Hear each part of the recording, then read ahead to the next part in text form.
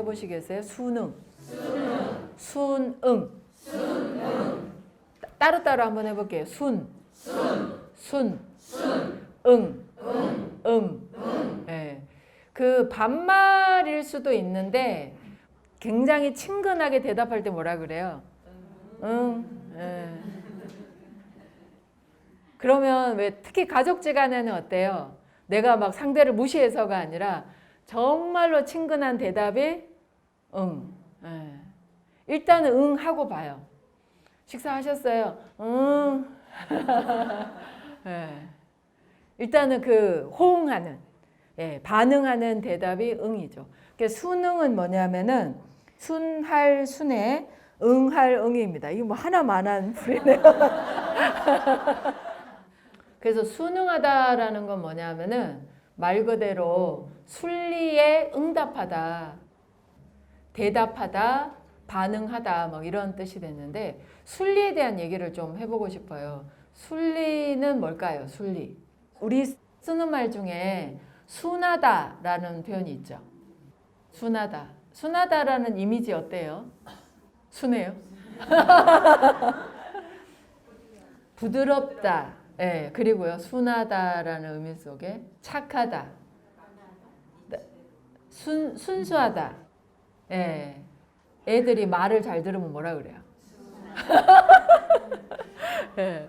맞아요. 예. 말 잘 듣는 애들 보면 아이고 애가 순하다. 예. 엄마 고생 안 시키면 그렇게 얘기하잖아요. 애가 순해서 잘 때 자고 먹을 때 먹는다고. 예. 순하다라는 의미를 가만히 이렇게 이미지를 나열을 해보면 어긋나지 않는다라는 의미인 것 같아요. 그냥 순진하다라는 아무것도 몰라요라는 의미하고는 좀 달라요. 이치를 알면요, 어긋남이 없습니다. 근데 이치를 모르면요, 어긋났음에도 불구하고 도대체 내가 어디서부터 어긋났는지를 알지 못하면 순리에 맞지 않는다라고 합니다. 그래서 어긋남 없이 절로 이렇게 돌아가는 것을 순리에 맞다라고 해요. 그리고 다른 말로 하면 이치에 부합하다라고 합니다. 그래서 이치에 맞다라는 건 뭐예요? 맞다. 예. 그러니까 정확하게 이렇게 앞뒤가 맞고 좌우가 맞고 위아래가 맞아 떨어지는 거. 그래서 합이 맞다라고 하죠. 예, 그게 바로 맞다라는 뜻이에요. 근데 이게 위아래가 맞고 뭐 좌우가 맞고 이게 앞뒤가 다르지 않고 딱 맞으려면은 어긋남이 없어야 되는 겁니다. 근데 어긋나지 않으려면요, 이치를 알아야 되는 거죠.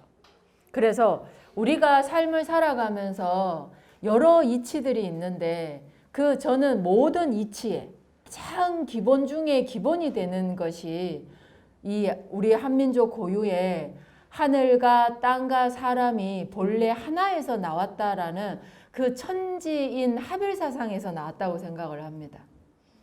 나눠졌지만 이래서부터 하늘이 나오고 땅이 나오고 사람이 나왔어요. 순서를 얘기하면 하늘이 제일 먼저 나오고 그 다음에 땅이 나오고 사람이 맨 마지막에 나왔다 그랬는데 순서로는 하늘, 땅, 사람으로 나왔는데 그 놓여지는 위치가 보면은 하늘과 땅 사이에 사람이 있는 거예요. 그러니까 놓아지기를 첫 번째 나온 하늘을 이렇게 놓고 두 번째 나온 하늘을 밑에다 놓고요. 그리고 세 번째 나온 사람을 갖다가 이 하늘과 땅 사이에다가 놓은 거예요. 이게 바로 이치예요. 하늘과 땅 사이에 사람이 존재한다라는 게 이치라는 거예요. 그래서 그 이치를 이 선도 수행에서는 이 수행을 통해 가지고 그것을 느낀다. 다시 말하면 깨닫는다라고 하는 거예요. 하늘과 땅 사이에 사람이 있다라는 거. 그래서 이 사람이 하늘과 땅에 그 순행의, 그러니까 운행이 되는 그 이치를 갖다가 느끼고 깨치고 그것을 인간이 살아가는 이 인생이라는 이 무대를 갖다가 더욱더 빛나게 하고요. 또 충만하게 하고요. 그리고 밝게 하고요.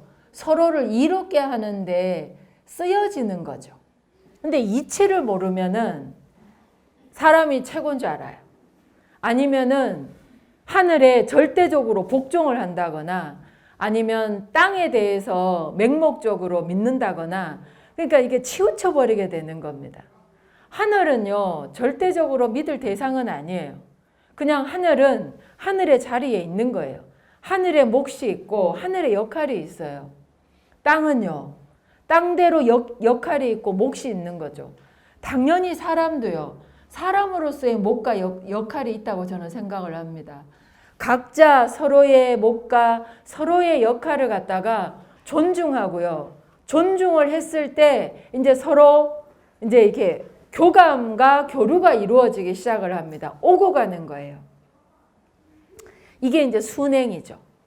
그래서 이치에 맞으려면요, 이게 서로 교류가 이루어져야 돼요.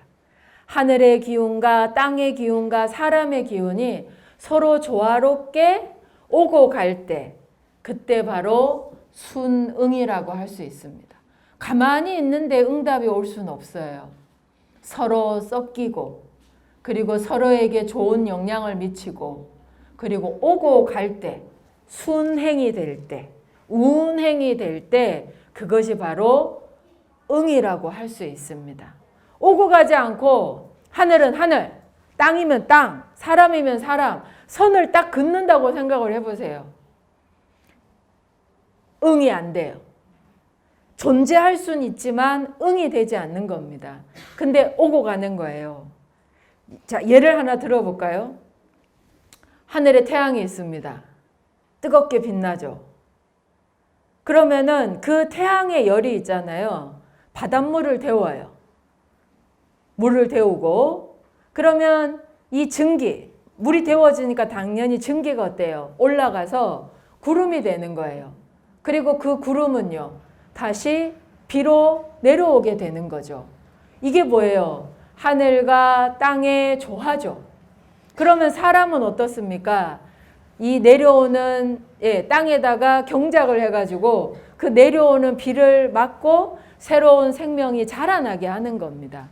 여기서 하늘과 땅의 조화에다가 인간의 지혜가 딱 들어가게 되는 거예요.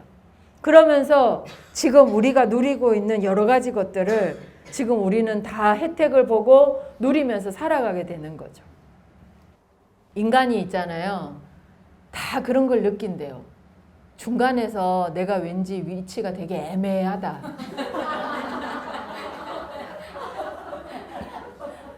다 느낀답니다. 예. 뭔가 애매한 내가 중간에서 이렇게 중간자적인 역할을 하느라고 난 너무 힘들어. 그 애들도 그렇게 힘들대요. 엄마 아빠 사이에서.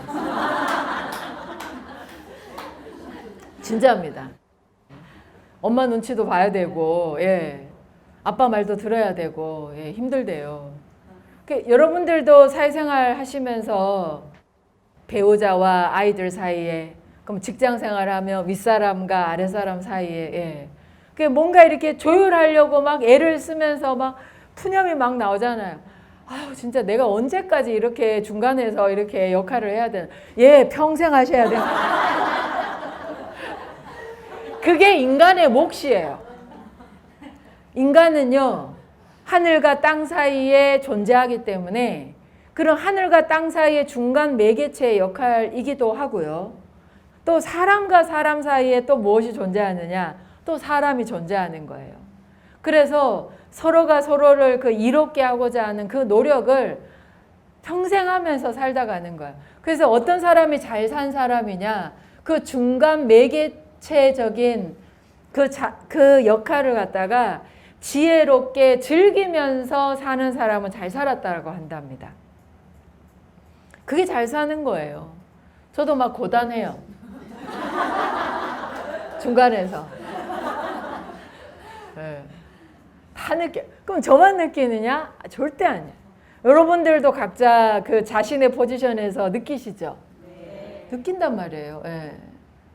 그래서 막 좀 약간 컨디션이 안 좋으면 어때요? 막 그렇게 중간에서 막 다리 역할을 쭉 하다가 이제 컨디션이 좋으면 완전 막 내가 이 모든 걸 성사시킨 키맨인 것 같은 느낌이 빡 드는데 뭔가 상태가 안 좋으면 어때요? 양쪽에서 나 이용한 거 아니야? 막. 예.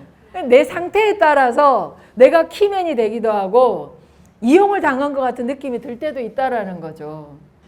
그래서 중간자적인 그 요소를 인간은 가지고 있습니다. 그래서 잘 교류하고 교감을 하셔야 돼요. 그 교류와 교감 속에서 진짜 사람이 영적으로 진화를 합니다. 혼자 잘나서 잘난 사람 아무도 없어요. 이게 조직을 이루고요. 뭔가 이렇게 커져가면요. 결국엔 성공의 비결은요. 관리 능력이에요. 얼마나 잘 위아래를 잘 다스리고 관리를 전체적으로 잘 하느냐에 따라 가지고 성공을 할 수도 있고 안 할 수도 있어요. 특별한 어떤 능력 때문에 성공한 사람은요, 되게 작은 성공이에요. 근데 진짜로 큰 성공을 하려면요, 결국 갖춰야 되는 게 뭐냐 하면은 관리 능력이에요. 그 관리라는 게 뭐냐? 중간자적인 그 위치에서 내가 얼마만큼 잘 연결을 했느냐가 결국 관리 능력의 포인트가 되는 거죠. 이것이 진정한 이 시대의 능력이지 않을까 싶습니다. 그래서 수능은 뭐냐 하면은 말 그대로 이치에 맞는, 그래서 이치에 맞았을 적에 그 들려오는 응답을 뜻합니다. 그래서 그 응답이 나에게 축복이 되려면요, 그런 중간자적인 역할, 그리고 그 조화점을 찾아가려고 하는 노력을 멈추지 않을 때, 그걸 막 정말 더 나아가서 즐길 수 있을 때 진정한 수능이라고 하지 않을까 생각을 합니다.